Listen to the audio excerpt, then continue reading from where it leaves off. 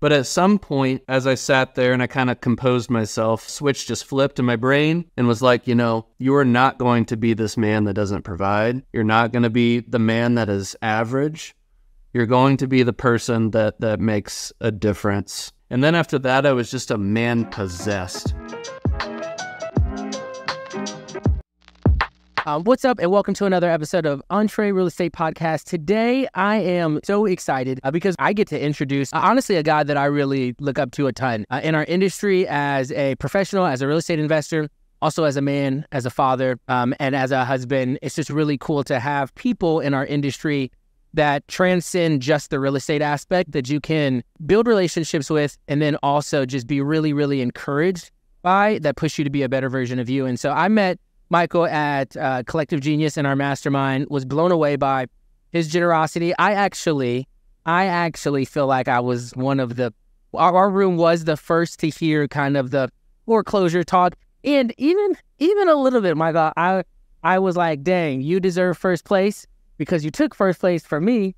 And I had it most of the day and I was like, I'm about to win this. And then you got up and then gave your talk. But I do equate it to it's like losing in the first round of the playoffs to the guy who won, or the team that won the Super Bowl. Because you ended, or Super Bowl or World Series, because you ended up being the first person to give a talk on the main stage at CG from like a breakout presentation. So it was like I lost to the guy that won the championship. So that's totally fine with me. And so, but man, I'm just so thankful for you and the amount that you've given to the community, to me personally. I'm just really thankful and really, I'm excited to kind of have you on the podcast today, man. So thanks so much for being here. I'm pumped to dive in today. Well, that was super kind. Best intro ever there. Happy to be here. It's because it's well-deserved, man. Well-deserved. Michael, I know it's easy to talk about like hey, tell me what you do and where you're from. But really, honestly, we can talk about that. I do want you to intro that a little bit, but I also would love to speak even just a little bit.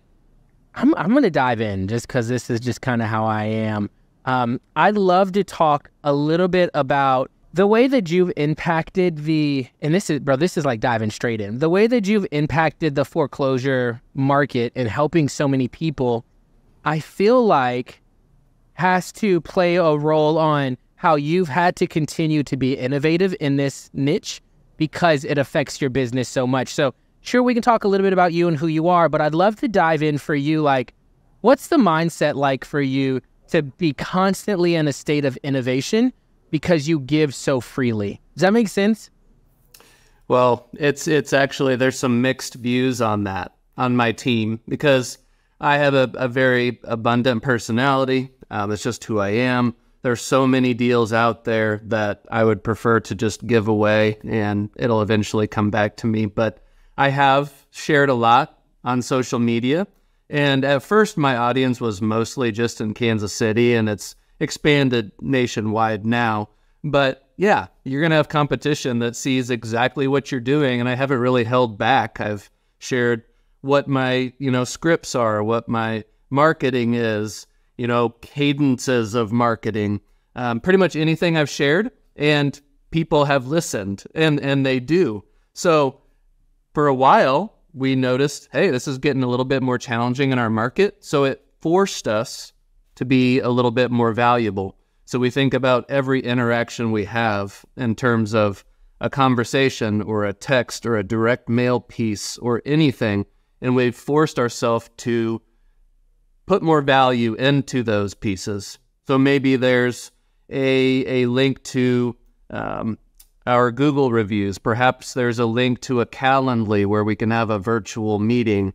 Perhaps there's a link to an explainer video that's 8 or 10 minutes long that explains all their different options. Just trying to provide a little bit more value in each interaction as opposed to, hey, we're trying to buy your house cash like pretty much everyone else. So just trying to differentiate ourselves a little bit more.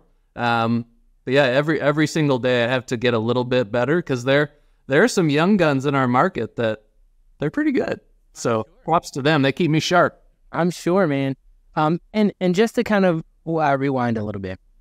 So, Michael, you specialize in, you're creating in the process, which is really cool. You're creating a process in which you target, market, and serve this niche list, this niche demographic of real estate. I'd love for you to explain even just what that means. I talk about the niches because I'm saying the riches are in the niches, right? Like if you niche down, it becomes a lot more effective for you. But like, I'd love to hear kind of what niche even in real estate entails and why you feel so strongly about serving that niche demographic within real estate. So for a long time, I was a lone wolf, and I did not have a support team. I didn't have a team of any kind. It was just me. And I only had a certain amount of hours a day, so you had to use those hours very productively. So, of course, we all know the term direct to seller, right? We're sending out our marketing. We're hoping that they respond. Extremely effective. I love direct to seller, but I had to think of one layer deeper. So I started analyzing, well, what's the direct to motivation? That's really what we're trying to find. When you think about a direct mail campaign, you send out 100 pieces, maybe you get half a person to respond, right? And then maybe only 1 out of 10 of those people want to sell. So you're trying to find a needle in a haystack, right? So I started thinking, well, I would prefer to find hay in a haystack and make it just a lot easier. So I started thinking about what are the most motivated subgroups. So you have pre-foreclosures, to where they have a problem and they have a timeline. They have to do something. That made sense to me. If you had divorce situation, I hate to see it, but a lot of times those yield motivation. Perhaps water shut off, perhaps electric shut off, perhaps code violations. What are all the things that are actually the most motivated seller? And instead of just, marketing to everyone at a broad approach and hoping for that 1% to respond, why would I not just go directly to the people that really need me most? And the reason that I go to these folks is not just because it makes sense by the numbers, because I'm a math guy, but back in 2014 when I was a teacher, we were barely scraping by financially. I had to work really hard for my 40 grand a year. And we were very frugal, but I was losing money every month. And we got to the point where our next payment, we were not going to be able to make it on our home. So we were in that foreclosure mode, like, what are we going to do? And I would have loved if someone like me, with my approach and compassion and empathy, would have come beside me and been like, look, these are your options. I'm not here to take your home. Of course, I want to make money. I'm an investor, but let's walk through this as partners and figure it out. Unfortunately, I had some friends that bailed me out and got us a little bit of money to get by. But there's that piece of me that's like, I experienced that. I don't want anyone else to feel that way. So trying to help as many homeowners as I can to know all their options and get out of that bad situation they're in.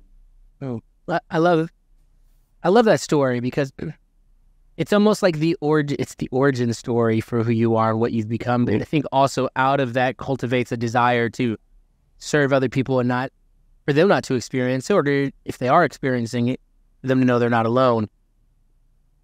For you, I know a big part of what you do and who you are is your faith.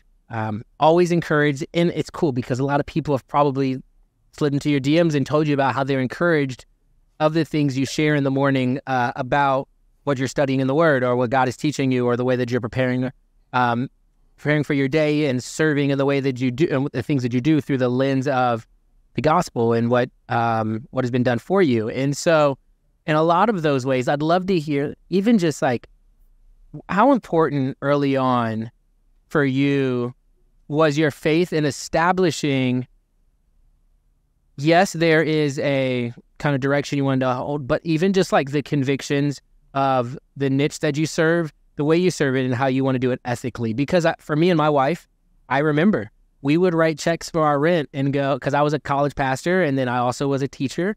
And it was like, we would write checks and be like, this check will bounce. Mm-hmm. And we was like, we'll trust God in this moment. And so, and in this season of our life. And Praise the Lord. He did that. But then for you to, it's really easy when you get over the hump, right? Like it's easy to pray for God when you're in the valley, but when you're not, like to continue to trust in God and continue to pray and celebrate in the good gift that he's given you. And so for you, how do you make sure even in your company, as you continue to become more successful, become served, and then become like have more of a platform, how do you continue to make sure that you are still honoring the Lord in how you run your business and the things that you pursue and all of that? I'd love to just hear like go that route a little bit. Well, there's always a checks and balances with that. I mean, I'm a human being. I sometimes revert to living in the flesh more than I would like, but that's real life. But every single morning, I start in the Word. It may not be as much as I would like just because my little ones will wake up, but I ground myself in the Word, and that puts me in the right frame of mind to start the day. I pray for opportunity to serve people every morning. So sometimes people ask me like, how can you possibly get this many good opportunities? Is it just luck? What is it?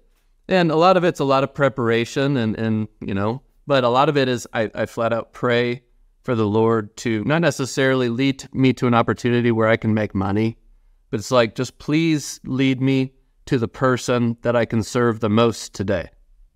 And amazing amount of the time, I just get clarity on what I'm supposed to do, or someone reaches out, and it's just the Holy Spirit works.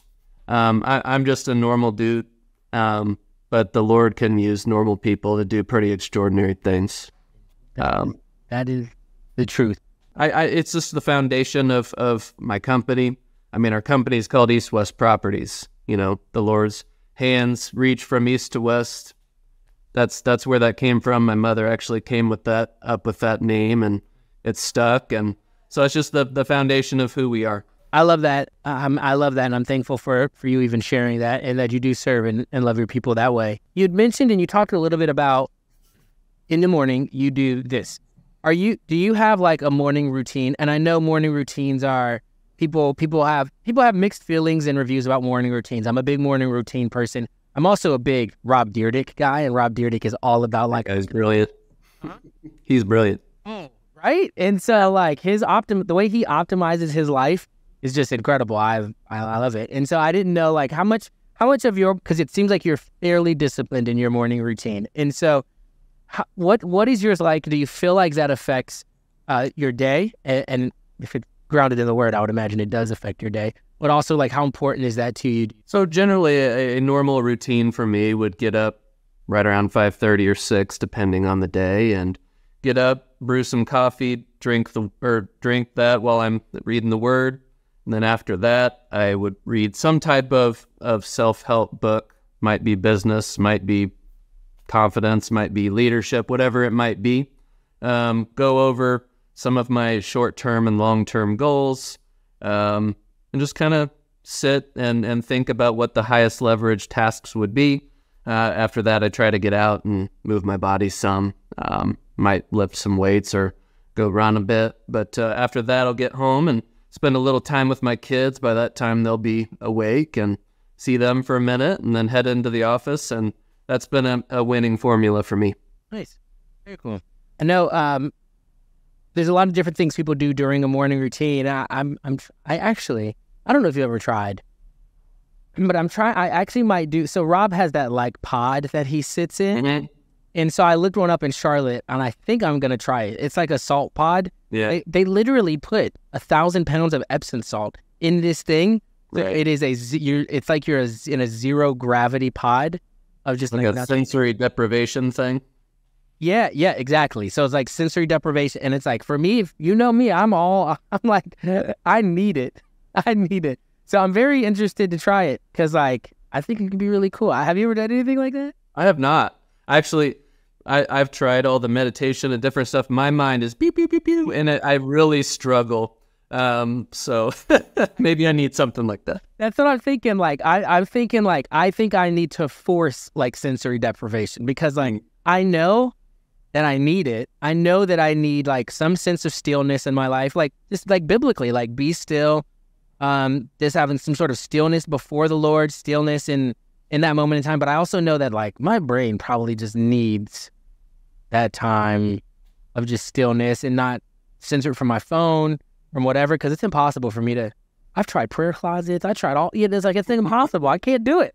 So, I don't know. I'm gonna try it. I'll let you know how it goes. All right. I think it's gonna be interesting. But they have them here in Charlotte. I'm sure they have them out there. Now you're in Kansas City, and Kansas City is a pretty good market for rentals, stuff like that. So for you, do you see a lot of what you do? Are you holding properties? Are you flipping them? Are you renovate? Like, what's your strategy for a lot of these properties? Because you're doing a good amount of creative finance with them. So I'd imagine you're keeping them, but do you sell them on wraps? And we can talk about all that stuff. But I'd love to know in that market specifically, which seems almost like a mid-major market, what would be the go-to strategy that you have out there? You know, I think that's on a person-by-person basis. For me, I focus more on, active cash generation, and then I cherry-pick the best of the best to keep. I'm young. I don't feel the need to have just a giant portfolio. $200 a month on cash flow doesn't excite me. It's more the tax benefits that excite me. So we have about 30 rentals right now, and really my biggest expense is my taxes. So I use those as a vehicle to beat Uncle Sam's number down. And that's really the only benefit I see to rentals at this point. Obviously, if you hold a rental for 30 years and you cash out, or maybe even 10 or 15 years, massive cash windfall there. But I'm more of a short-term gratification guy.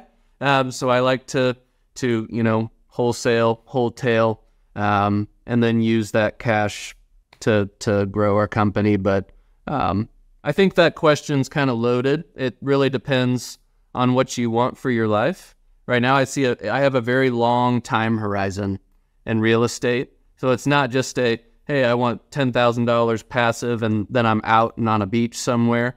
I'm not retiring. That's not how I operate. So I'm in it for the long haul, and eventually, if I can, get my income enough, maybe I'll put it into, large multifamily or something and diversify. But right now, I'm just trying to make my active cash generation machine work really well, and that's what I've been focusing on for a while. Nice. I'm curious too. So you talked about, and I think this is important because like a lot of people, they run this race of building out all these rental portfolios, or they build out this rental portfolio and then realize they don't have the cash they need to be able to operate their business. But then also we hear at CG where people go, I have one regret in my business over the last 10 years. I didn't hold more properties, And so there's that tension between the two of having, do you cash flow? Because I see you do a lot of wholesale and hotel on it, which is great. And then you do a lot of, but then you do get to keep some of the creative stuff. So is it mostly the things that you spend your cash on would be your creative finance things that have lower barrier to entry, and then you wholesale anything else that probably not going to be a good creative option? Well, it's definitely something to consider on the cash flow front in terms of how your business operates. So just imagine you have 20 or 30 rentals, right? Last year we acquired that many, subject to, and they were good deals, but you don't think about, wow, I didn't get private money for when a roof fails, or when an HVAC goes down, or there's a plumbing issue, or whatever the things are. And it's like, when you have that many, it ends up being a lot of money, and that's like, well, where is that money coming from? So then you have to pull it from your reserves. So be very careful on the front end when you start taking these properties down. Factor in for more problems than you think, because we've run into a season like that recently, to where we're making a lot of money in the company, but then you keep having to pour money into stuff like that, and it puts you in a situation to where you can be vulnerable. So definitely be a little bit more cautious especially with how the market is right now. That is good. Because, I mean, you're right. Like, interest rates are eating away at building repair reserves. Like, you can't build repair reserves with a mortgage being as high it is at times. And so it really does cut away of like, because like when you build a rental portfolio, that's probably one of the first things that go is your savings for repairs. If you have to kind of jeopardize anything. And so, no, that's tough. That's good. I appreciate that. That's good. I have a question. I guess there's two questions. One of them is, it seems like when you deal with foreclosures, and this is a thing that also probably separates you from a lot of the other people in your market. When you have a lot of competition, there are just some people that can't do it because they don't have the capital to take it there. Mm-hmm. They don't have the capital and they don't have that timeline. So it's for you, are you pulling money from a lot of the reserves that you have to purchase the properties or put the down payments on, or have you had just a bunch of good relationships with private lenders, or what is like, I guess, that side of the company look like for you? Because honestly, the process of taking down foreclosures can be fairly capital expensive. It is.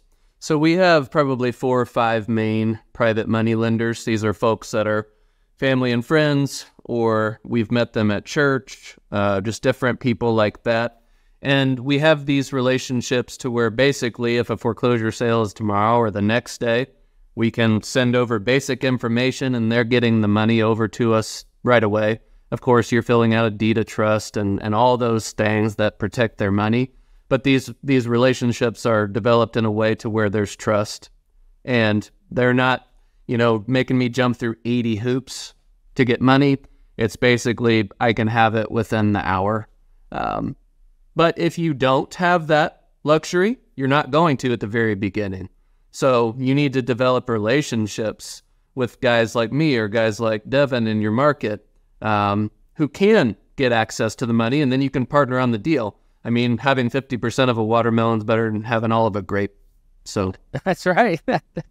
I like that one. I've never heard of all of a grape. I would have just said having actually none of a watermelon. There's that as well. No watermelon. I like having all of a grape. We'll go with that one, or a raisin. So I like talking about raising capital because I think it's just such a, really it's what separates. I think that wholesaling is not actually like real estate investing, because you're just flipping a contract. You're not putting any money down. Right. And so I think that being able to raise capital is what separates wholesalers from investors. Or it doesn't, I don't think it separates. I think it just is an introduction to actual investing. For you, how did you go about raising those capitals from those 4 people? Was it just like, hey, were it people that you even knew had money and then you approached them, or was it just conversations you were having about what you were doing and then people became interested? I'd love to hear what that was like for even people that are wanting to learn how to raise capital. So every single one of my private money lenders, I knew them, but I didn't necessarily know if they had money. There were a couple of them that I very much knew had money, but there were a couple of them that I was actually very surprised that they had some money socked away. But every single one of those relationships was there, but the business relationship was created through all of my posting on social media. So they would see, me doing deal after deal after deal after deal, and they would finally, they came to me and said, hey, look, I see you're doing all these deals. I'm kind of interested in learning more.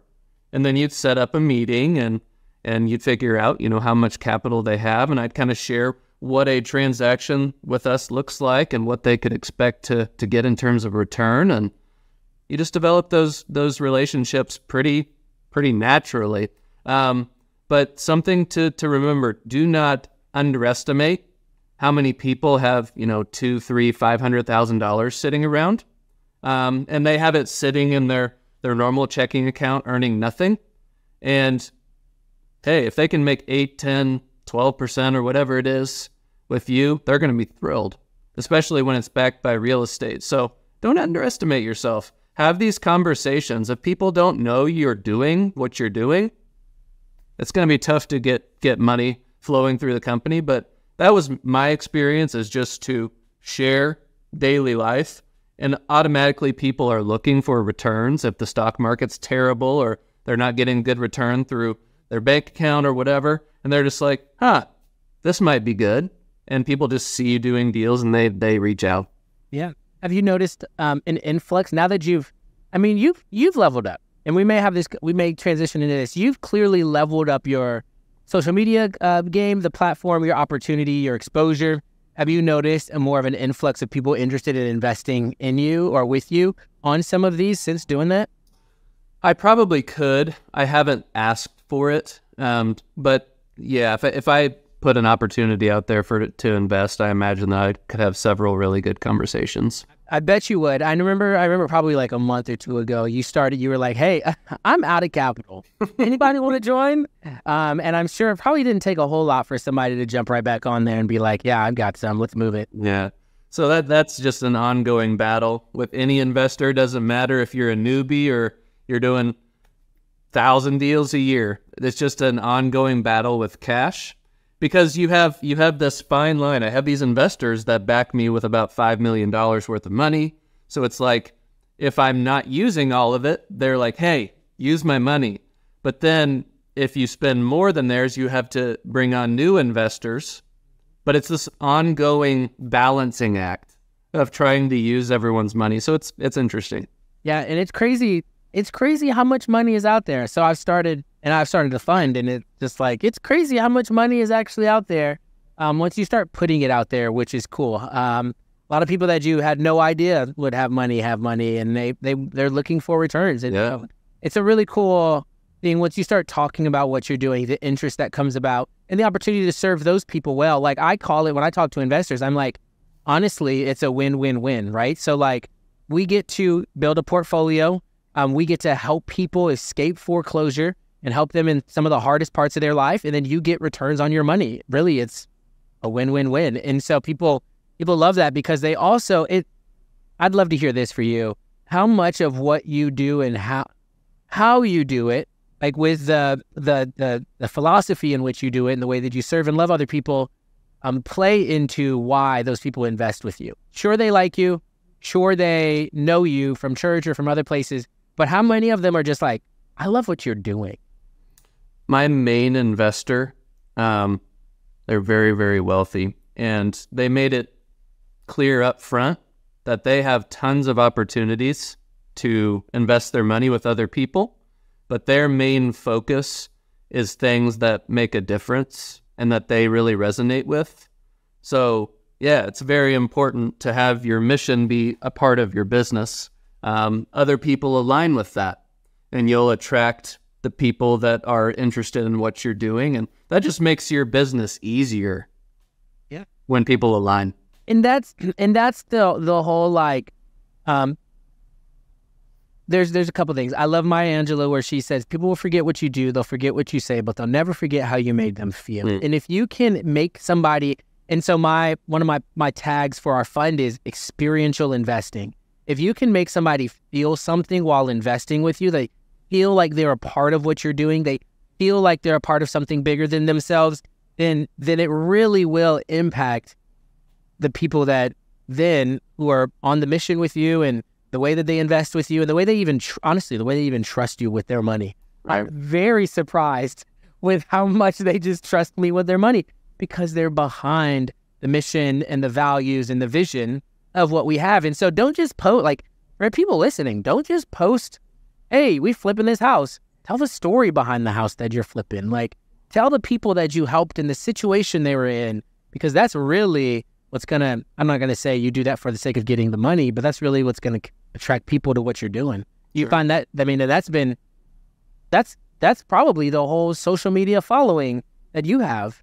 And the reason why people follow you is to achieve that. Yeah, I mean, most of the people that I connect with, when they start following me, they might message me and just be like, I really resonated with the way you did this, or the way you presented this, the way you treated this person. And that's the type of people that I want to have following me, or people that love other people and want to serve them, that are believers, that are like-minded. It just makes it a lot more fun that way. Heck yeah. Now, I think this ties in like really well with something you said earlier, where you talked about your story. You started it off with talking about how you struggled. You and your family and your wife, while you were teaching, struggled. And then you love and serve people out of that empathy and that compassion in the way that you share you script and you pitch. How much of this, of serving a niche audience, do you think requires like a high level of EQ, like a high level of emotional intelligence and empathy? Because I really do think not everybody can serve this niche really well. And so how much of that do you think is necessary? I think it's big. I mean, it's interesting. I've talked to a bunch of different investors that serve this kind of group of people, and a lot of them have come from the teaching background, oddly enough. So they worked with students to where they were going through difficult things in their life, and you had to have compassion, and they didn't have their best day, and they would take it out on you, but you just had to be there and keep giving and giving. So that's, I think, what partially served me. But yeah, I see a lot of people that bounce in and out of serving that group of people because they're only in it for themselves. And they're just like, I can give you a cash offer, and they don't care about the person behind it. And can you make money that way? Of course. But are you going to have long-term sustained success? It might be more difficult. Because I don't know how many doors I've knocked or cold calls I've made to where I'm just being myself, but the seller will just say, look, there's been a lot of people that have called me and texted me, you're different. There's an energy about you that's different. I'm just like, I'm just being me. And they're like, I don't know, you're genuine. I really feel like you're here for me. So they can feel it, and they know it. So one of the biggest rules for me, and I try to tell this to my acquisition guys too, when you are approaching these people, you have to divorce your desire from what the seller wants. Of course, when I go up there, do I want to make money? No doubt. But when I go up there, I'm not thinking about that. I'm only thinking about serving. And if I serve at a high enough level, the money will come. So that's how I try to base everything. I also don't limit the amount of money that I want to make. I want to make a lot. But you have to approach it with a servant's heart. I mean, to me, at this point, the emotional income of serving these people, when they give you a hug at the closing table, or they leave a good Google review, or they're just truly thrilled or at peace with things, that's every bit as good as the money, if not better. Yeah. Yeah, and that's what I really love about you, man. I can see that. And I love that that's the way you serve, that's the way that you serve your community, but that's also the way you serve the potential clients that you have. And I would imagine that's how you serve your staff and other people around you. You get probably DM'd by a ton of people. Is it hard for you to like serve the people that clearly don't fall in alignment with that philosophy? You know, like, I guess this is a little bit more like on the personal side. Sometimes it's really easy when people are just out for themselves and their own money for this. But you've put out this mission and this vision to be able to help and serve people to learn this industry. But sometimes it's probably pretty exhausting when you have a ton of people coming at you and sometimes you just don't want to serve them. And especially if their attitude isn't what you would honestly think is necessary to serve this niche. Like, what's it like for you right now in the grind of building this community and trying to serve a ton of people in that context? It can be a little much sometimes. I'm a very introverted person. I can do extremely extroverted things, but, you know, like you talked about when I went and spoke at CG, I enjoyed that in the moment, but then I had to go take a long nap after it. So I love serving, but the amount of people that reach out, and I'm trying to help at any given time, it's a lot. But I try to give myself the best of myself to everyone. Is it perhaps a little bit easier to work with people that have the same mindset in terms of serving these people? It is. But that doesn't mean I limit myself to just those people. Because I see this as my mission ground too. And it's like when I'm out there at a seller's appointment, the amount of times I've shared Jesus is significant. And it's more than anywhere else in my life. That's my mission ground. And if I can slowly change the minds of how investors think to where the national perception, this is one of my big goals, is to change the perception of how the average American thinks about real estate investors. Because what do they think? That you're a greasy car salesman, you're a lowballer, you're a shark, whatever they call you. But what if there was a community of people that truly served and truly cared, and instead of people thinking that way, they start thinking, you know what? Those are a pretty good group of people. They want to make money, but, you know, they served my family member at a high level. I appreciate what they do. And if you could change the perception to that, that would be big. Yeah, there's no doubt. I think, I mean, what I love about that is that you have a bigger vision as to why you're doing even the community. So a lot of people, they'll say, I want to build a community to sell a course. I want to build a community so that people buy this or whatever for me. And that only takes you as far as you failing to sell a course, right? Like the course sales don't go well. But for you, if your desire, and it sounds like your long-term vision of it, is to transform the way that people view real estate investors in general, is part of that. Do you feel like that's what's going to propel you towards doing the hard things like your YouTube channel and the community and doing it well? My purpose on the planet is to serve and get the most out of myself for my Creator. He's blessed me with a certain amount of talents, and I'm not going to squander it. But there are days where it's a challenge, and I don't want to do it. But so part of it's changing the perception. Part of it is, you know, making my Creator known.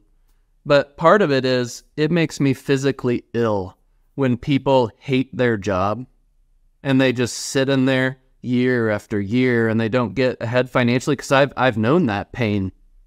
I sat in my teacher's job and I woke up every Monday morning not wanting to go to school and hating what I did and just looking forward to the summers and then dreading the fall when I had to go back. It makes me ill when I think about people wasting their life that way. And do you have to love real estate and do it at the level that I do? No. But if you could teach people to do maybe a deal a quarter, a couple deals a year, to where they can transform their life, give themselves a little bit of margin, to where they can then focus more on their purpose instead of just worrying about money and the everyday grind of paying for bills. If you can get some margin, that's where your mind starts being creative on how you can expound on your purpose. So that's probably the biggest part of it, is really unlocking Pandora's box for people and realizing that there's more.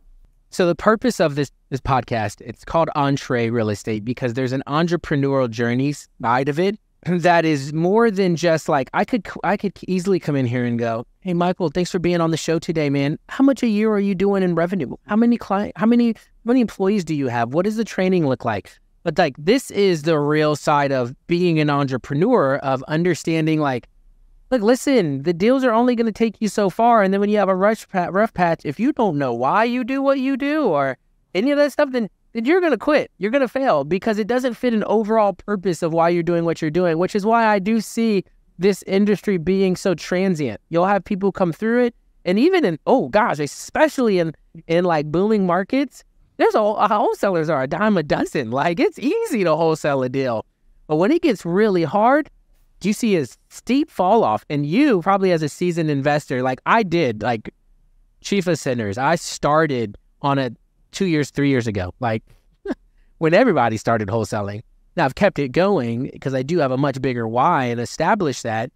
But you probably saw a giant fall off between all the people 3 years ago that were wholesaling, because you could literally sell paper to anybody. And now for the people who didn't have a deep enough why to do it, was that like a big impact for your company? I'm actually very curious, even just as like a seasoned investor, what that like seeing that look like. Well, you had an anomaly the last couple years with low inventory, the rise of the hedge funds, and how all that worked. You didn't even have to be good at finding discounted real estate. You just had to find someone that was willing to sell sort of at a discount, and then you could peddle it through. And we took advantage of that in a big way. And to be transparent, we probably thought we were a little bit better than we were because of last year. And we took some risks that you normally wouldn't take. So we've had to kind of correct some of those mistakes this year and get back to the basics. But there's a lot of people that fell off because the easy transactions weren't there.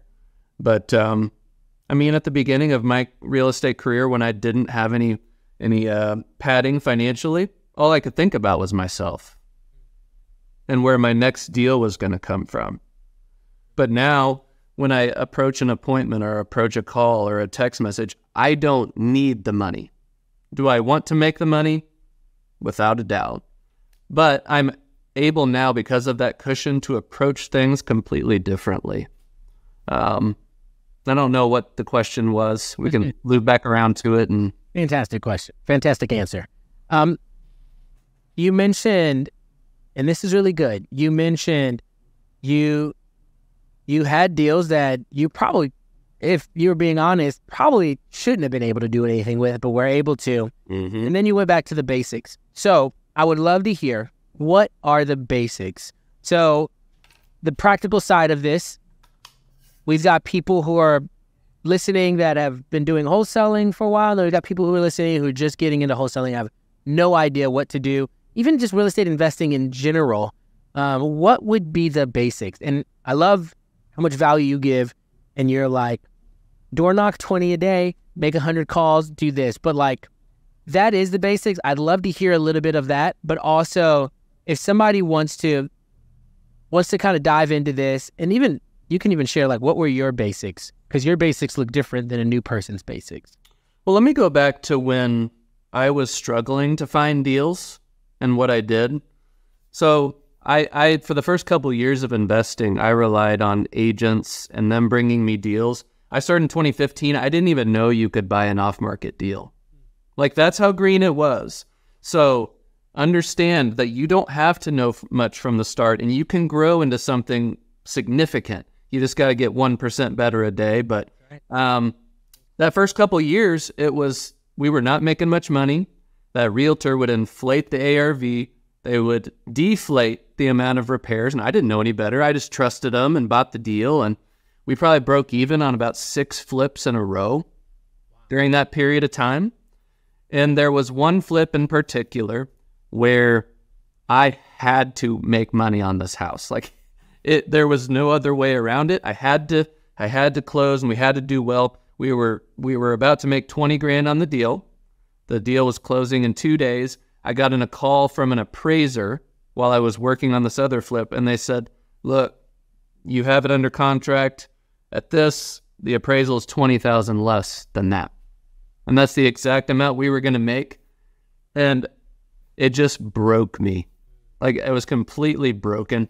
I went and sat on the side of this house that I was working on because I was still doing all the work. I was tiling, painting, making all the cuts on the trim. I was swinging that hammer, baby. Do not swing the hammer. I don't know. I couldn't tell you a thing about it. I'm glad you didn't, but I did that. So I just sat on the side of the house and I just cried, man. Cried for a long, long while because I didn't know how I was going to provide. I had no idea. But at some point, as I sat there and I kind of composed myself, switch just flipped in my brain and was like, you are not going to be this man that doesn't provide. You're not going to be the man that is average. You're going to be the person that makes a difference for your family. And then after that, I was just a man possessed. And immediately after that, I was driving through, actually, poetically, my current neighborhood that I live in, and found a for sale by owner sign, called them up. They set a number on the phone that was like, surely you messed it up, right? And ended up buying that house, flipped it, made about 60 grand. That first year in investing, I only made like $17,000. Wow. So I went from $0 in the bank account to $60,000 in the bank account. And that was everything for me. So I'm going the long way here, but realize that investing, it's not probably going to be easy from the beginning. And you may have to have a moment where your back's pushed up against the wall.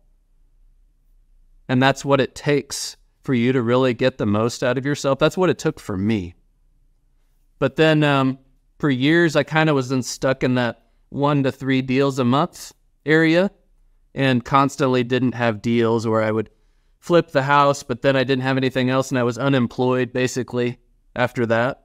And I was sitting on my back deck at our house and was kind of pouting a little bit, I guess, because I didn't have much going on.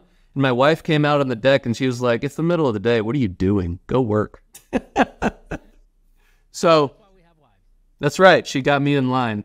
But I looked on my phone and there was on Zillow and there was a little red dot that said auction next to it. And this house was about a half mile from our back deck. So I didn't know how to talk to these people. I didn't know what the situation was. Had no understanding. All I knew was I'm going to go take some action and figure it out. So I walked to the house. I knocked on the door. It was probably the most awkward interaction known to man. But I went and did it and said, "Hey, my name's Michael. I noticed your lender has a foreclosure sale in a couple weeks. I just wanted to come by to see how I could help." And it's funny how the first things that came out of my mouth is almost identical to what I say now. But they let me in. We had an amazing conversation. And at the end of it, they were like, "Look, we'll think about it. We'll call you back." So I was like, you know what, that was a pipe dream and they're not going to call me back, but they did. They called me back. I signed the contract the next day and I signed it for $50,000. And that was the very beginning of what this is back here, because I realized that I had nothing going at all. No leads, no deals, no sign of anything. And I went to motivation and I knocked one door and made $50,000. So you'd think that I would have kept doing that, but I didn't. I went back to the driving for dollars and the stuff like that, and it reliably gave me maybe one deal, but then I actually rented an office in the current building that I'm sitting in, had no leads, no deals, no nothing.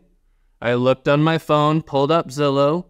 There was a house probably 10 miles from me. I was like, that one looks vacant on the picture. It had like the sticker from a lender or something on the door.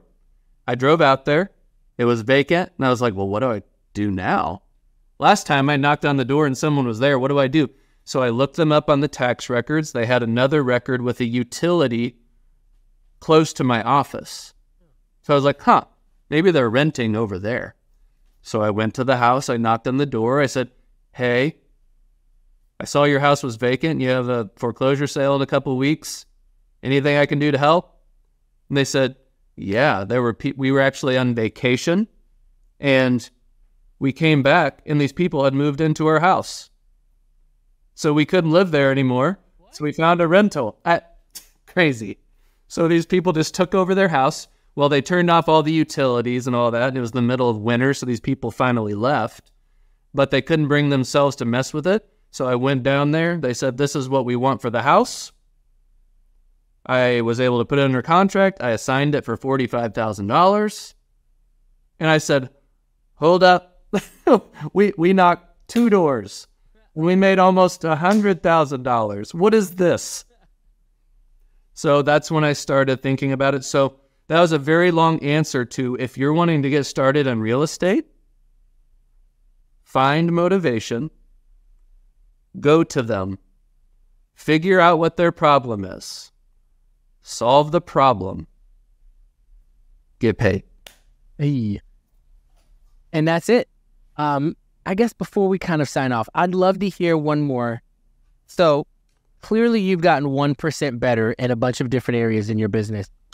When it comes to the door knocking aspect, there can be a lot of time wasted because they're so spread out. It's not like you're just knocking doors in one neighborhood. They're so spread out.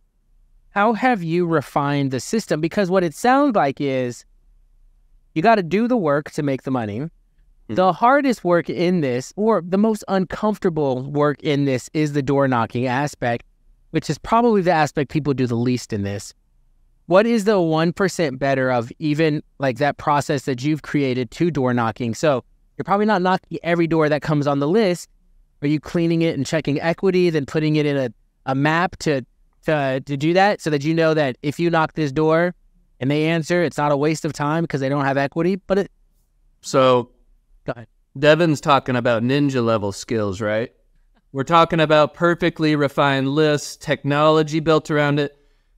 People that are listening to this, listen. I made millions of dollars from looking on Zillow, writing down an address on a piece of paper, having the paper sit in my passenger seat, and drive to the houses. Do not worry about if it's a waste of time.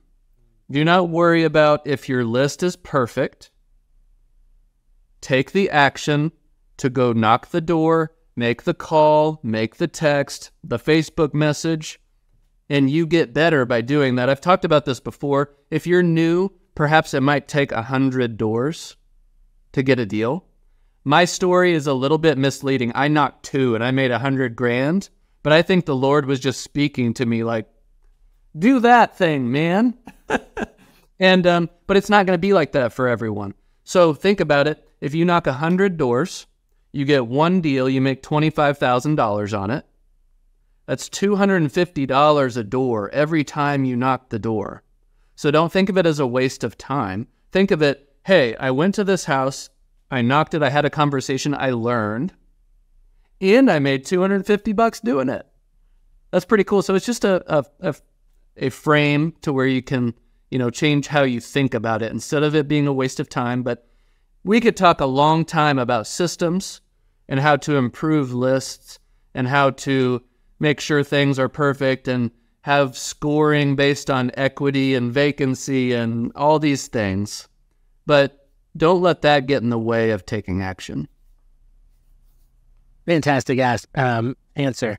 I wanted to even pause because not say anything to interrupt, because that's a good TikTok right there. So that's a good piece of content, because that is the truth. And I think so many times we get into our own head, we talk ourselves out of making money. And we talk ourselves out because we think there's no way or whatever, or we get too nervous, or we think there has to be some sort of elaborate SOP built out for it in order for it to actually function and work well. And it's not the case. Just done is better than perfect. Just go do it. I guess another question, you talked about we've exclusively talked about foreclosure almost, but you don't just do foreclosures. You're in different niches, but you're not door knocking these different niches. And so what does it look like for you and your company? We are going to get a little bit more of the practical side of things, but for you to reach out to these other ones, are you cold calling and texting? Or are you doing anything like that, especially with different regulations? Has that shifted in your company? What does that look like as far as the other niche list that you go after? So we actually are door knocking other niches as well. Nice. Do not underestimate the power of some of these. So I've shared a ton about foreclosures. That's my baby, just because it was something that impacted me, and it was how I got into it. So I just love it. But there are others that are perhaps easier. Perhaps the clients are easier. Perhaps they're just as lucrative. We love probates. Probates are phenomenal. I have a probate attorney that you guys work with that kind of helps you through that process. So are you paying for them to finish probate, or do you mostly open the estate, help them to open the estate so that they could sell the property, or are you kind of helping to guide them through that whole entire process? So it's interesting. A lot of the folks that we're reaching out to with probate, they have perhaps opened the estate, but maybe they didn't have the money to pay for it, so it didn't wrap up. Or perhaps we're getting referrals from probate attorneys, which highly underrated list is going and talking to attorneys and saying, hey, look, I have a probate solutions company. If you need if you have a client that needs the locks on their house changed, a car moved, a pool drained, whatever it is that's annoying to you as an attorney and you don't want to deal with, I'm your guy. And they're like, what? And they want to talk to you more about it. And we've started getting referrals from probate attorneys that way. And once they refer you up, I mean, it's cake at that point. But no, you can go down the path of niche lists forever. I mean, there's divorce, eviction, power of attorney, all these different things that would say motivation, but it's approached the same way. Here's how it's approached. Hey, I'm Michael. I noticed you had this problem. I'm here to help. And it's the same thing. I mean, they're all going through a tough time in their life, and all you have to do is identify what the problem is, and if they're open to working with you, solve that problem, and you get paid to do so. Yeah, that's awesome. So, that's awesome. I love that, man. I love that. I think more than we think, this is a solutions-oriented job. And I'm sure your pitch, people get stuck up on pitches. How are you pitching? How are you crafting your offer? All of those things. I'm sure your offer and your pitch are based on two things: high levels of empathy and compassion, and solution, problem solving. And so for you, in how you communicate to sellers, if I'm wrong, correct me, but how are you presenting that empathy and that problem solving solution for them to work with you, I guess? So what is that? Are we talking about in terms of them accepting an offer? I guess we're talking about just even in the, sure. I guess this could be the offer side of things. People ask, oh, how do you make an offer on a foreclosure when you don't even, honestly, you don't even know what's owed on the house. That's like the freaking worst part of making offers is like, you got no idea what's owed on the house until you get a payoff. You really have no idea. So like, how are you presenting that offer with such ambiguity? And I know it's based off of those things, compassion and empathy and solving problems. And so I prefer not to give offers. So when I give an offer, that makes me a commodity. Once they have that number, they can just go shop it to anyone else. Now, there are situations where empathy and compassion only get you so far, and people just care about money. So there's sometimes where that doesn't matter as much. But I try to engineer it the opposite way. Instead of saying, well, what do you need for the house to sell it? Whatever it is you say, approach it as, hey, look, we know that we need to sell the house. We know that you either need to buy a new house or find a rental. We need to get all your stuff moved. You got this, and this lien. We need to get from A to B. What do you think it's going to take to get all that done? 30 grand. So if we could get 30 grand in your pocket, that would solve all your problems, get you to the next phase of your life, and get you some room to operate. Yeah, that's all I need. Then find whatever that payoff is or a recent mortgage statement, add that on, and it gets them in a different frame of mind. It's all about what's the final destination? Let's get us there. How much money does it take?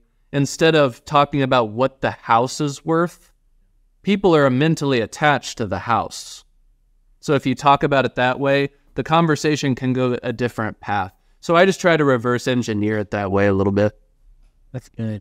Because they say people, and this is in both ways, people buy with emotion and justify with logic. And so if you can emotionally engage with them on what their needs are, and that will easily justify in their situation, because there's such high motivation, that will easily justify whatever, they can easily justify whatever the number ends up being, because it fits what their needs are in that time, in that season. And so, oh man, that's good. Now, we haven't even scratched or talked about artificial intelligence. That's another thing that we both just geek out very highly on. And so maybe that'd be another podcast for another day. I know you have some things in the work potentially that could help, honestly, to scale your business and businesses all around the world dealing with lists in general. And so I think that's cool. I think that's exciting. I don't know if you want to give a little, like, you don't have to give a little teaser, but I know you're working on some stuff that you're passionate about artificial intelligence because it's coming. And so is there anything even small that you want to say on that? Well, you had mentioned about people getting caught up with the lists and them being accurate. Half the battle with this is having correct information. You know, if we're talking about foreclosures, well, where are they, for one? Are they still active? Did they get solved? All these different things. That's a lot of work for people to do. I have a whole team that does it for me, and they keep it very accurate. But people make mistakes. People call in sick. Whatever it is to makes the data not accurate. So we're looking for ways to refine that whole process in terms of, here's the data you want. You don't have to do anything to get it. I've already scored it for you in terms of which one I think is the best for you to go after in terms of equity, whatever. And that's just one list. Imagine if you did that with a lot of lists, and then you stacked the list, and then I was able to tell you, oh, here's your next best step on what would be your most highly leveraged use of time. Just think about all these things that would make you lethal as a real estate investor. That's what we're working on. Nice, man. Are you in the phases of where you get to use that yourself? It's taking... I'm not a tech guy. I geek out over it, but I don't know how to code. I don't know how to do all those things. So you're relying on these third-party sources, and they take a little bit longer than you would like. But I don't know what the timeline is. I'm not good at gauging timelines, but we're working on it. That's exciting, man. Well, that's cool. Well, Michael, I know we're gonna have to have another conversation on here just because there's just so much to talk about. Especially with you, and I'm thankful for the way you serve and the way that you serve a community. And it's cool because I think about it, and I'm sure some of your team are like, hey, you're giving away too much. But I think you and I are in the same camp of like, listen, one, the concept and the idea of reciprocity is why we do this. People are going to, you just want to help. You just want to help. You want to serve. And if it comes back, comes back. But it will come back because of just the concept of reciprocity. But the second thing is like, honestly, 1%, you're going to say all these things and you're going to teach all these things, and only 1% of the people or the population is going to actually go do it. And that 1%, we're going to do it anyways. And so why not just give and serve out of the abundance of who you are and what you believe and see it transform and help people? And so I'm encouraged by you and thankful for you and the way that you do that. And you push me to be better, and it's really exciting, man. So I'm thankful for you. Good. Is there anything you wanted to leave before we ended that you would love to share? I will ask you, where can people find you, which is going to be your new Facebook group, YouTube, Instagram, TikTok, all those things, which is awesome. But anything you want to leave the people with before we kind of sign off? Just don't underestimate the power of taking action. Don't get hung up on all the minutia and all the small stuff. Don't think about having to be perfect before you go do it. Every bit of success I've ever had was seeing something that I thought could be productive and going and working on it before I had any idea what I was doing. When I got started in this, I had no idea it existed until I saw a little red dot that said foreclosure next to it. And I immediately took action with the prompting of my wife, which you need a good partner. But I went over there, had no idea what I was doing, and I made something happen. And it turned into something that I hope will be helpful for many thousands of people. But get out there and take action. Just get out of your own way. Cool, man. Well, where can people find you, Michael? Where's the best place for them to find you, reach out, learn from you, hopefully one day be able to give back to you, pay you for what you've done and all of these things? I know that's not at the forefront of your mind, but that is the only way people can give back in some of these ways. And so I would love to hear that. Connect with me on Instagram, Michael_Frankie. I hang out there a lot, daily content. And then on Saturdays, I have my little thing called, I'm blanking on what it's called. It's goofy, but yeah, Q&A Saturday. There you go. Just needed a prompt. But yeah, any question that you have, just shoot me a DM and I answer those through stories. And just launched my YouTube channel, and regular videos are going to be coming out. So look me up there, Michael D. Frankie, and look forward to making some content for you all. Heck yeah, man. I'm thankful for you. I appreciate you. I know I probably won't be seeing you at the CG meetings anymore because you're Mr. Premier now, but I'm thankful for that, and I'm excited for you and all that you have in store, man. I appreciate you. Well, thank you for having me. It's a good time. Yes, sir.